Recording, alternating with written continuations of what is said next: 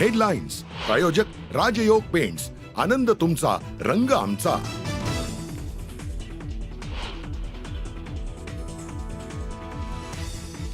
संतोष जगदाळे यांच्या पार्थिवावर पुण्यातील स्मशानभूमीत अंत्यसंस्कार। मुलगी आसावरी देणार मुखाग्नी। पुणेकरांकडून पाकिस्तान विरोधात जोरदार घोषणाबाजी।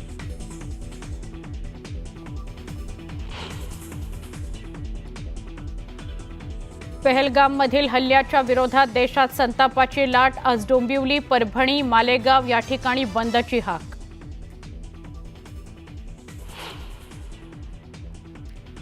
जम्मू काश्मीरच्या उधमपूरच्या बसंतगडमध्ये भारतीय सैन्य आणि दहशतवाद्यांमध्ये चकमक सुरू। 4 दहशतवादी लपल्याची माहिती।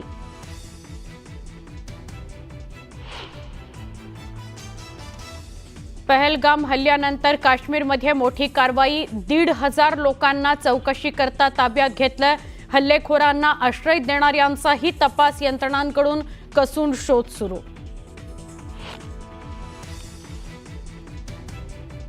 पहलगाम हल्ल्यानंतर भारताचा पाकिस्तानला दणका। पाकिस्तानी नागरिकांचा व्हिसा बंद।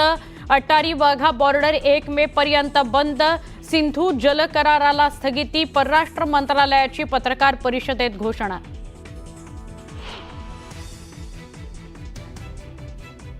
केंद्र सरकारने आज पुन्हा बोलावली सर्वपक्षीय बैठक। राजनाथ सिंग यांच्या अध्यक्षतेखाली होणाऱ्या बैठकीत खरगे आणि राहुल गांधी ही सहभागी होण्याची शक्यता।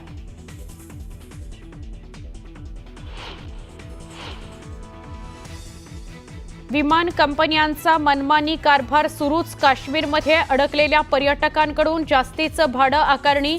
तिकीट दरात 4 ते 5 पटीनं वाढ।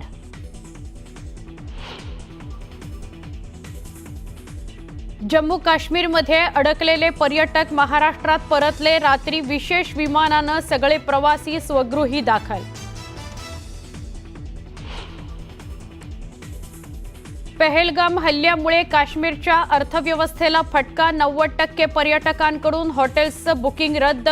हल्ल्याचा पर्यटनावर दीर्घकालीन परिणाम होण्याची शक्यता।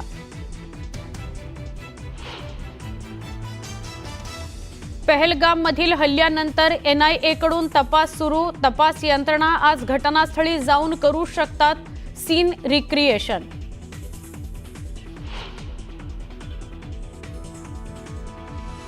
संतोष देशमुख हत्या प्रकरणातील आरोपी वाल्मिक कराडचा निर्दोष असल्याचा दावा। याचिकेवर आज बीडच्या जिल्हा आणि सत्र न्यायालयात सुनावणी।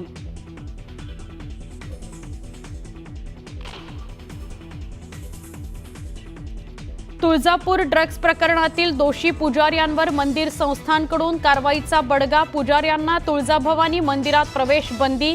मंदिराचं पावित्र्य राखण्याकरता जिल्हाधिकाऱ्यांचा निर्णय।